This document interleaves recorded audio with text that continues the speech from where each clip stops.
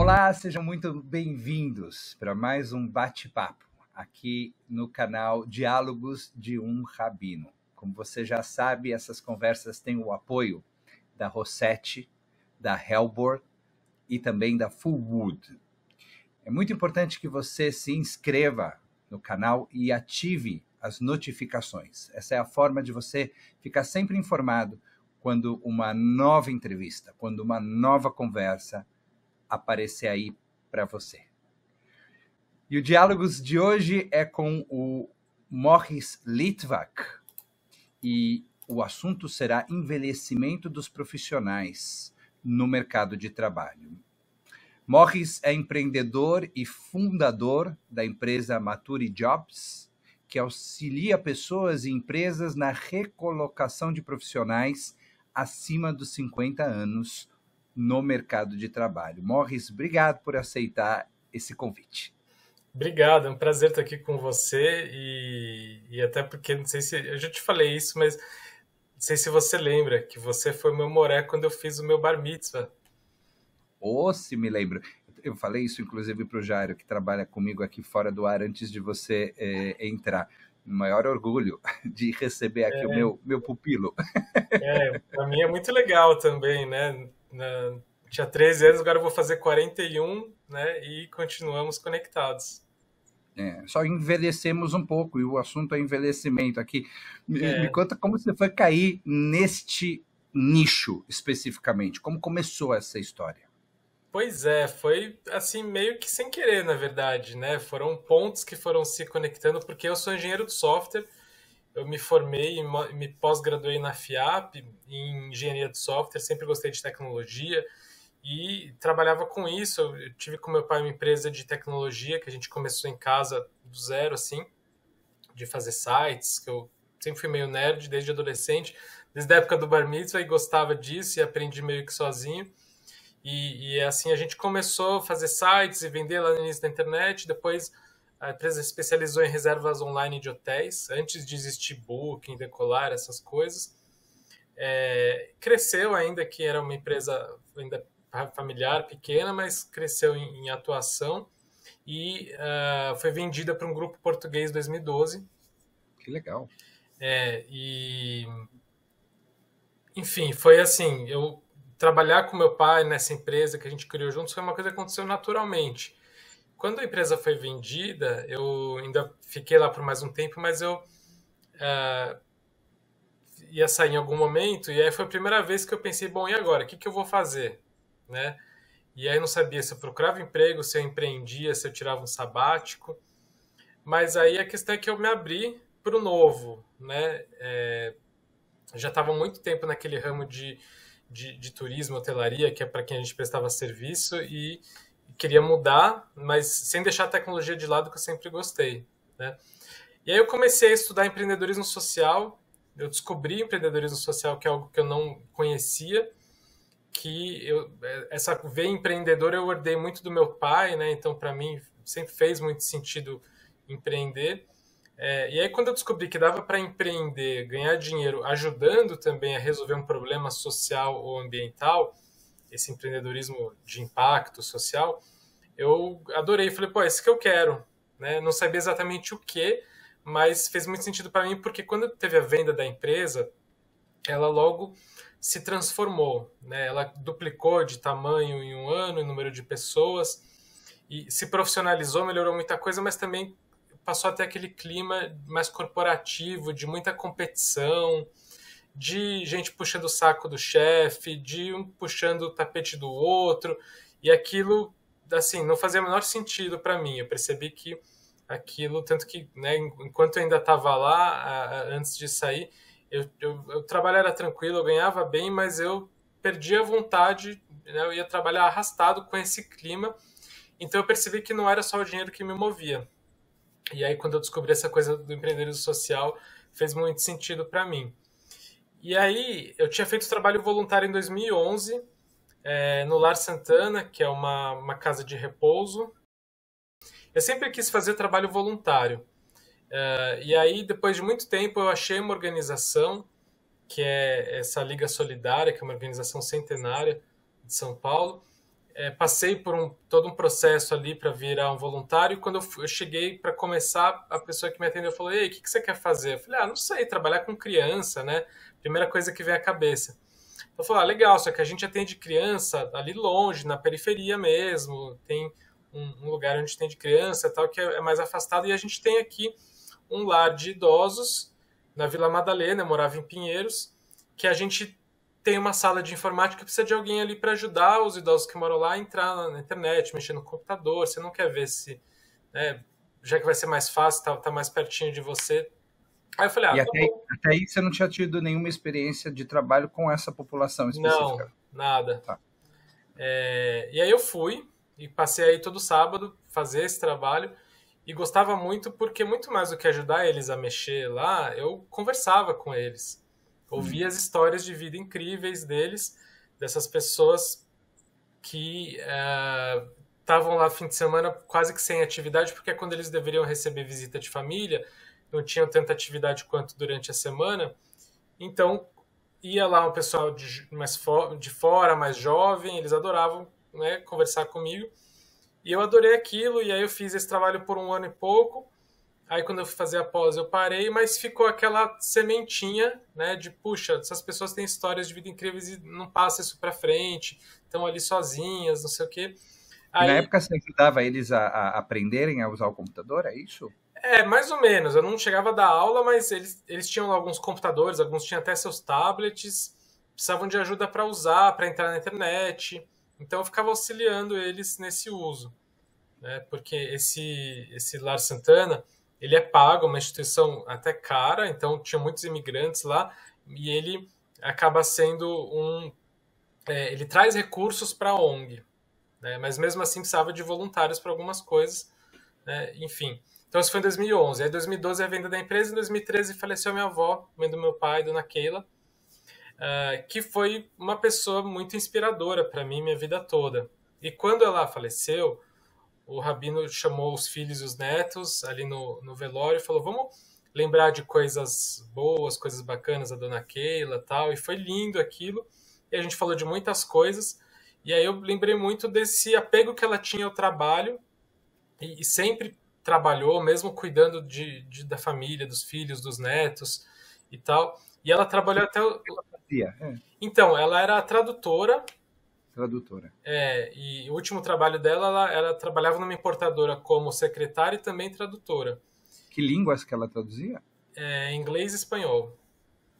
Inglês e espanhol. E ela trabalhou até tarde? Até os 82. Uau! E ela só parou de trabalhar, e ela pegava ônibus e metrô todo dia para ir para esse trabalho, e ela só parou de trabalhar porque um dia, indo para o trabalho, ela caiu na calçada, e aí não chegou a quebrar nada, mas teve aquele impacto, bateu o rosto, aquele susto, né? E aí resolveu parar de trabalhar, né? Não fazia sentido ficar correndo esse tipo de risco. Mas se não fosse a queda, ela estaria trabalhando até o fim. Estaria. E enquanto ela estava trabalhando, ela estava super bem. Estava ótima de saúde. Quando ela parou de trabalhar, que foi meio que de uma hora para outra, ela passou a ficar em casa sem fazer nada, aí sim a saúde dela começou a decair muito. E aí, pensando na história dela, né, e esse trabalho voluntário que eu tinha feito, e essa busca de propósito, e aí eu meio que também estava descobrindo essa questão de envelhecimento populacional que estava começando a se falar, né, há 10 anos atrás. Eu comecei a estudar um pouco mais isso e descobri que o mundo estava envelhecendo e o Brasil de forma ainda mais acelerada, né? Mais pouco se falava sobre isso, mas que era uma questão assim muito importante.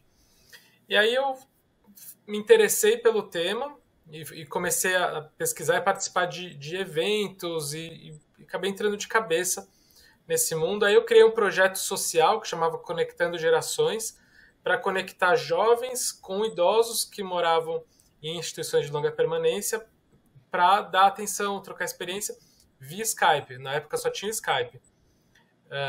Inspirado, inclusive, por um programa do CNA, a Escola de Inglês, que colocava jovens aqui para conversar com idosos que moravam em asilos nos Estados Unidos via internet, para praticar inglês. E aí eu criei esse projeto, e aí eu realmente entrei de cabeça nesse assunto e resolvi abraçar essa causa. Esse projeto ele tinha um viés mais social e eu queria criar uma coisa sustentável, né, financeiramente, um negócio. Então, ele não foi para frente, mas a partir dele eu comecei a conhecer mais gente. E conforme eu fui conversando com as pessoas, eu via que a questão do trabalho era uma dor, né, em função da idade, das pessoas precisando trabalhar e não conseguindo. E aí eu via pessoas ali se sentindo inúteis, deprimidas, o que me lembrou a história da minha avó, só que pessoas muito mais jovens do que minha avó, de 50, 60 anos, muitas vezes nem aposentadas ainda, não conseguindo trabalhar porque a idade estava sendo um empecilho. Aí eu falei, opa. E o mercado de trabalho realmente é, Maurício, cruel, né, com essa questão da idade, do envelhecimento. Né? O mercado nunca busca repor uma pessoa por uma pessoa mais velha. É sempre no sentido oposto. Né? Não, estamos querendo trazer aqui alguém mais dinâmico, que é um eufemismo para dizer alguém jovem, né? Alguém que tenha mais criativo, alguém que tenha mais energia. São todas maneiras de dizer a gente não quer ficar trabalhando com esse pessoal mais velho. E existem trabalhos em que justamente a idade é uma vantagem gigante, né? Em que a experiência, a maturidade, né? O compromisso ético que só a experiência traz faz com que, eventualmente, o profissional mais velho seja realmente o mais qualificado, mas o mercado tem uma resistência. Você começa a ver algum tipo de melhora nisso, uma mudança nisso? Olha, começar eu começo, mas ainda dá para ver que é um movimento muito pequeno ainda, muito incipiente, perto da realidade que a gente está vivendo de mudança demográfica no Brasil. Né? A gente está passando pela inversão da pirâmide etária, que além da gente estar vivendo mais, a gente está tendo menos filhos. Né? Então, aquela história de que o Brasil é um país de jovens, o Brasil é o país do futuro, porque vai ter jovens, isso não. O futuro do Brasil é de ser país de pessoas mais velhas, maduras mesmo. E isso está acontecendo de forma acelerada. Hoje, o Brasil e a China são os países que envelhecem mais rápido no mundo, nesse sentido de aumentar a expectativa de vida e diminuir a taxa de natalidade. A taxa de filhos por mulher é menos que 2 no Brasil já há muitos anos. A nossa população não está diminuindo porque as pessoas estão vivendo muito, não estão morrendo, né? Mas vai chegar uma hora que a população lá para 2040 vai começar a diminuir no Brasil, né? E isso vai ter impactos na sociedade como um todo, né? E no mercado de trabalho, principalmente porque o mercado de trabalho ainda é muito etarista, né? Que a gente fala. A nossa sociedade ainda vê o envelhecimento de forma ruim, né? Com muito estereótipo, mas no mercado de trabalho isso ainda pior. Então a gente tem, a Maturi fez 8 anos agora e é um trabalho assim de educar o mercado, né, para as empresas entenderem que isso não é só uma questão social ou de diversidade, é estratégico para o negócio. Porque se hoje já é difícil para elas reterem jovens, imagina no futuro. Além disso, não só a força de trabalho, mas o público consumidor está envelhecendo. Né? Como que você vai atender um público consumidor mais velho se você não tem essas pessoas dentro de casa? Você não vai conhecer. Então a gente tenta levar... Os profissionais da empresa não refletem esse público consumidor, então a empresa não vai ter capacidade de se comunicar com esse público. Né? Assim como a questão da diversidade, né? Uma empresa que não contrata profissionais diversos, diferentes em todos os sentidos, né? Homens e mulheres, orientação sexual, raça, tudo. É uma empresa que não tem esse pluralismo refletido no seu quadro profissional, não consegue comunicar com esses diferentes públicos, não consegue atingir esses diferentes públicos, e a mesma coisa em relação à idade. Né? Exato, não consegue entender e atender esse consumidor, e muitas empresas já estão sofrendo isso, além dessa falta de maturidade, toda a experiência, o comprometimento, a inteligência emocional, que hoje em dia é tão falada, né, os soft skills que são valorizados pelas empresas, que muitas vezes o jovem não tem porque ele não tem essa rodagem, né? Então a gente, aos poucos... E o mix é muito rico, né?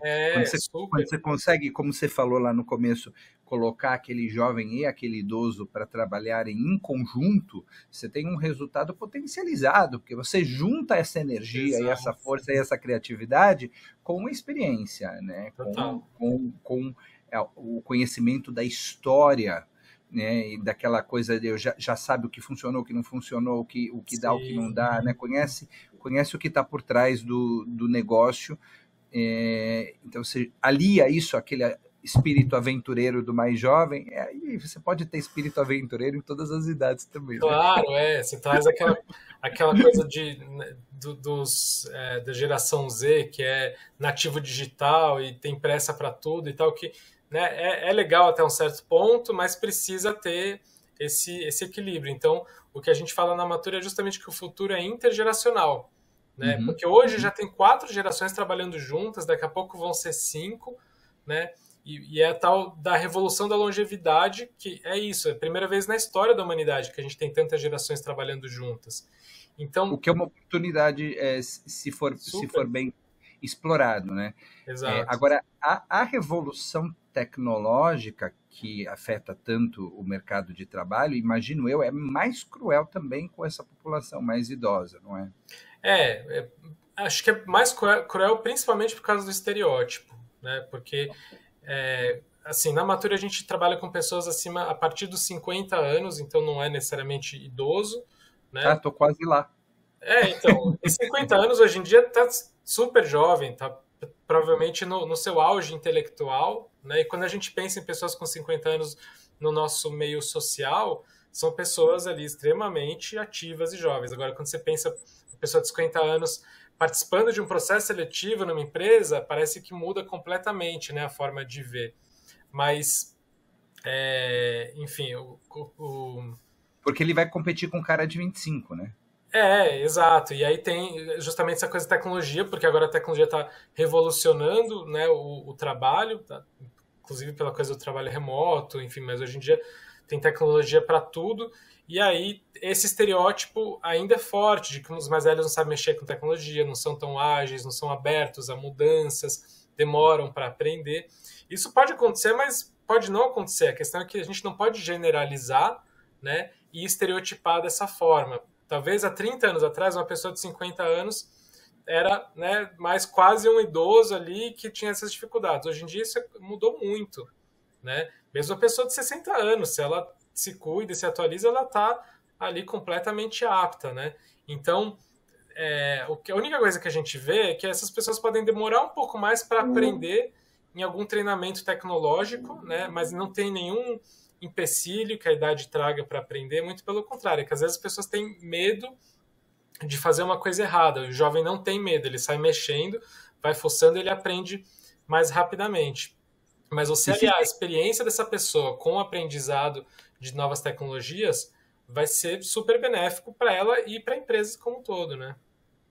Existem estudos sobre comparação de salários de pessoas idosas e pessoas jovens na mesma posição, assim como existe uma discriminação em relação a mulheres e homens, negros e brancos, que a gente sabe claramente que o salário de homens brancos é maior do que o salário de mulheres negras. Existe a mesma coisa em relação a pessoas idosas e pessoas jovens que trabalham na mesma hierarquia?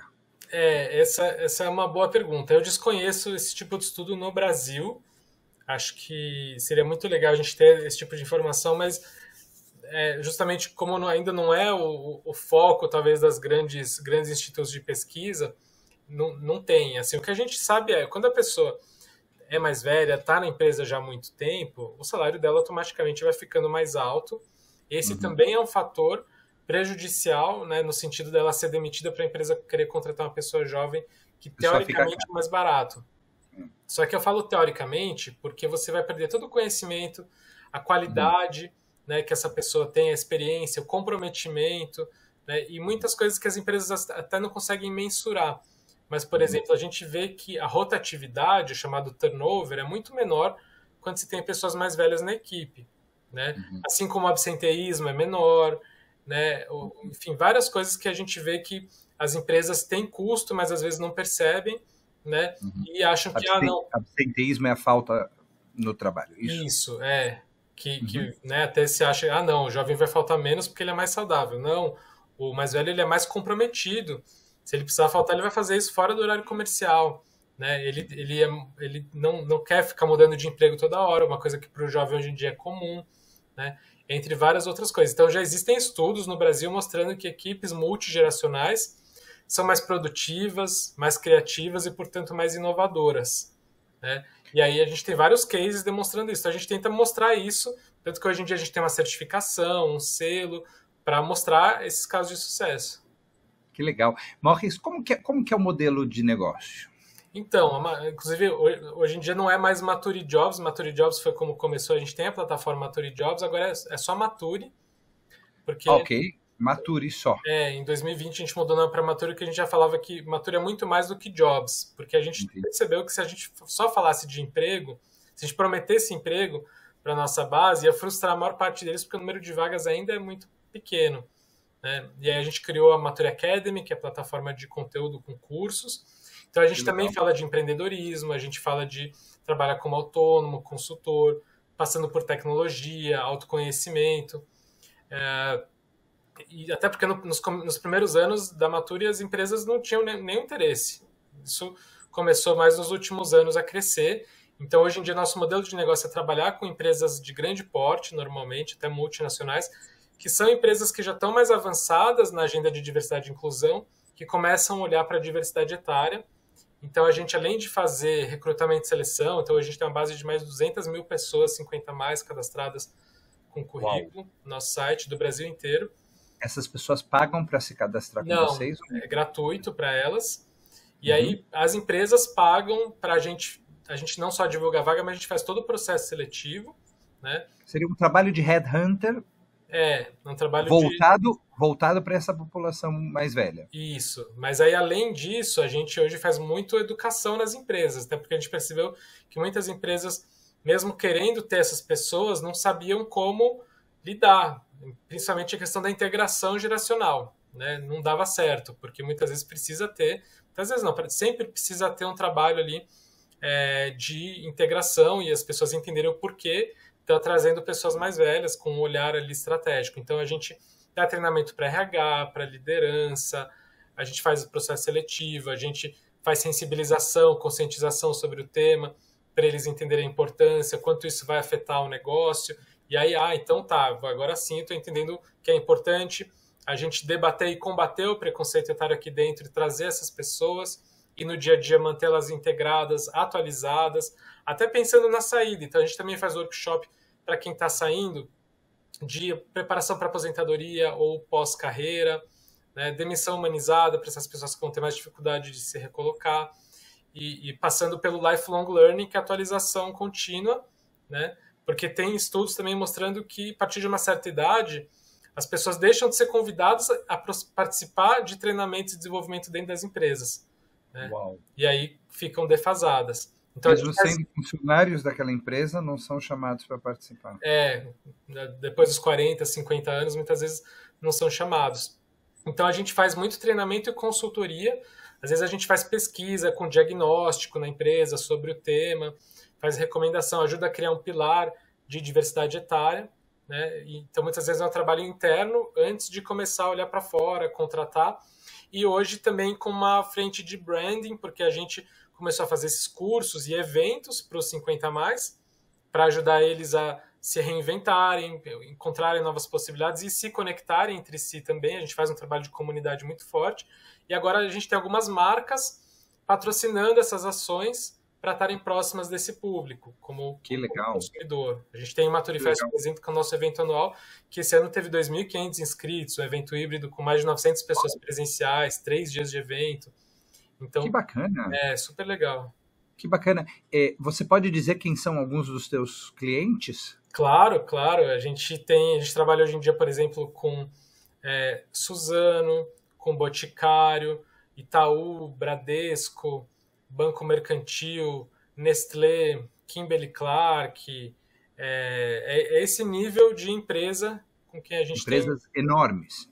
Empresas grandes mesmo, que, como eu falei, já estão há muito tempo trabalhando a questão de diversidade e inclusão, né? E aí já estão ali bem avançadas na questão de gênero, de raça, agora começam a olhar para a diversidade etária e também para esse público como consumidor. Uau!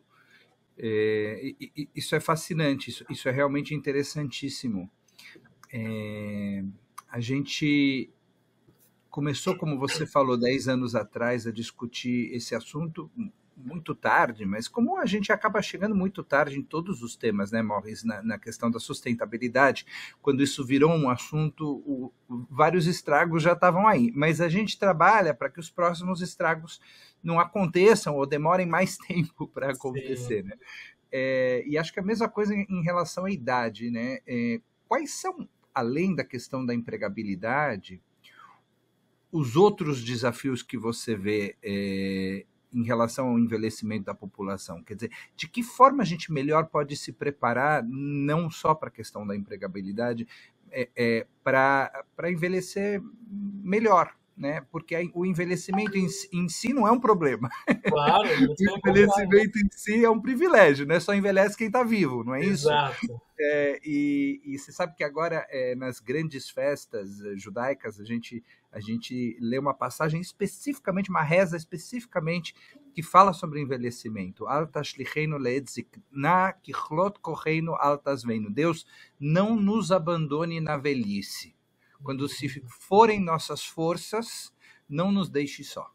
E eu costumo, quando eu leio essa passagem na sinagoga, eu costumo falar, isso não é uma mensagem para Deus, isso é uma mensagem para a sociedade. Sim, né? Sim. Quando a gente fala, Deus não nos abandone, na verdade a gente está lembrando a nós mesmos da necessidade de se preparar para a velhice dos outros e para a nossa própria velhice, claro. né? De fortalecer uma sociedade que vê de fato no envelhecimento um privilégio e que tira todas as vantagens, no melhor sentido da palavra, né, desse privilégio que é o envelhecimento. Quais são os desafios que você vê em termos da preparação das cidades para o envelhecimento, na preparação do planejamento financeiro para o envelhecimento? Ou seja, quais são as questões que estão em volta e complementam o desafio da empregabilidade? Bom, são muitas, né? Eu acho que todos os aspectos a gente precisa se preparar e é legal, né, isso que você falou, porque quando a gente pensa na Torá, em qualquer livro bíblico, né, os antepassados são muito citados e valorizados porque eles fizeram a gente chegar onde chegou hoje, né? Então, hoje acho que a gente está perdendo um pouco a questão de valorizar os nossos antepassados, as pessoas mais velhas, porque a gente tem ali na mão o Google, né, a resposta em qualquer momento no celular, e o jovem acha que não precisa mais dessa experiência, né, dessa sabedoria dos mais velhos. Então, eu acho que a educação é o principal de tudo. Eu acho que desde criança, na escola, a gente deveria ter aula sobre longevidade e envelhecimento para entender que isso é positivo, o que significa, e mudar um olhar que a gente tem, principalmente na nossa sociedade latina, que cultua muito a beleza, a estética, e acaba vendo o envelhecimento como algo ruim. Tudo que é velho, sejam pessoas, objetos, é ruim, né, parece. E a gente tem até o autoritarismo, que a gente não quer envelhecer, né? Isso pega muito mais forte nas mulheres, né? É muito cruel o etarismo com as mulheres, e a gente quer muitas vezes evitar isso, né? Usando produtos anti-aging e etc. Então, mudar um pouco essa visão para olhar o envelhecimento de uma forma de fato positiva, né? Entendendo que a gente está ganhando anos de vida, né? E se a gente se cuidar, então, saúde, alimentação, educação, essa parte de estar sempre atualizado, mesmo que não seja em função do trabalho, né? Mas a curiosidade de você sempre aprender coisas novas, de estar aberto ao novo, inclusive aprender com os jovens, né, coisas novas, é muito importante. Então, nunca estar parado, né, ter a humildade também de saber que por mais experiência que se tenha, você tem muito para ensinar, mas você também tem muito para aprender, e sempre vai ter, inclusive com os jovens, né? Mas isso tem que chegar a políticas públicas, né, para que a gente tenha cidades, como você falou, preparadas. A história da minha avó é clássica, né, de não ter calçada preparada para envelhecimento. Imagina para cadeirante, né, onde as pessoas mais velhas caem e um dos grandes fatores que acarretem morte de idosos é justamente queda, que muitas vezes acontece dentro de casa, então também tem que repensar muita coisa, né, do nosso lar. Mas fora nem se fala, tem gente que não consegue sair de casa porque não consegue andar, né? Então, a gente tem no Brasil o Estatuto da Pessoa Idosa, que fala muita coisa, foi um grande avanço, só que ele ainda está muito na teoria, precisa ser colocado em prática, precisa ter políticas, leis, né, para que, de fato, essas pessoas sejam mais valorizadas, mais cuidadas, né? Então, a gente precisa olhar individualmente, mas fazer uma força, ter ali um movimento, né, onde a gente force o poder público e as empresas a, de fato, não só valorizar, mas cuidar melhor dessa questão, porque o Brasil daqui a 10 anos vai ser um país envelhecido e a gente não vai saber como lidar, né? E aí a gente acha que está perdendo o boom demográfico porque vai ter menos jovens, só que está cheio de pessoa madura aí querendo, podendo trabalhar e também não conseguindo, né? Então são muitos fatores aí e que se a gente vê de forma positiva como oportunidade, eu acho que a gente consegue, né, melhorar. Você acha que financeiramente os jovens de hoje estão mais conscientes de que vão viver mais e estão se preparando para esse envelhecimento, fazendo uma previdência privada, colocando um dinheiro de lado para quando eles já não tiverem mais economicamente ativos? Pois é, esse é um assunto também fundamental, né? O planejamento financeiro, essa preparação para essa vida mais longeva, né? Acho que hoje em dia as pessoas têm mais consciência de que vai viver mais, né? Eu até brinco quando eu conto essa história da minha avó, que ela não se preparou para esse momento, né, de parar de trabalhar, porque ninguém contou para ela que ela ia viver tanto. Quando ela nasceu nos anos 20 no Brasil, a expectativa de vida era menos de 40 anos. Hoje em dia a gente sabe que vai viver muito, então a gente tem a obrigação de se preparar, e a questão financeira é fundamental. Só que a gente não tem uma cultura de planejamento financeiro no Brasil, né? Então os jovens, acho que eles têm essa noção, mas eu acho que daí eles estarem de fato se preparando, talvez quem tem mais condição, sim, sabe que precisa e consegue, mas a maior parte da população que está ali sobrevivendo e que muitas vezes hoje em dia trabalha de forma autônoma e não tem nenhuma aposentadoria de INSS, aí a coisa complica e a gente tende a ter uma desigualdade social ainda maior com essa população mais envelhecida, porque os mais pobres, quando são jovens, fazem trabalhos mais braçais, quando envelhecem vão fazer o quê? Vão normalmente para a informalidade, né? Então é uma questão que precisa obrigatoriamente passar por políticas públicas, porque é delicada. Morris, muito obrigado por essa conversa tão gostosa e tão importante, né? E eu desejo um bom envelhecimento para nós, mas antes disso a gente vai ter muitas oportunidades ainda de nos encontrarmos e batermos papo e refletirmos um pouquinho sobre o nosso próprio envelhecimento, como você falou, extrapolar o nosso próprio envelhecimento e ver como a gente pode impactar a sociedade e as políticas públicas para que as condições de envelhecimento para todos sejam melhores, né? Lembrando sempre que o mundo mudou muito, né? As pessoas morriam com 40 anos de idade no passado, né?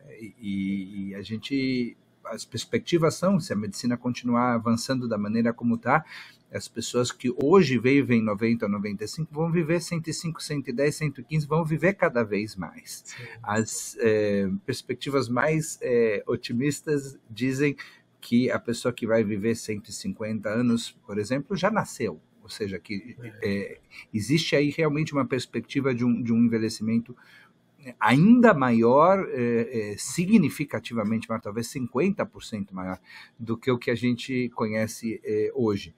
Então, é a hora de nos prepararmos, e preparar nossa família e nossos amigos, mas também nos prepararmos como sociedade para poder fazer com que realmente esse envelhecimento seja traduzido em bênção.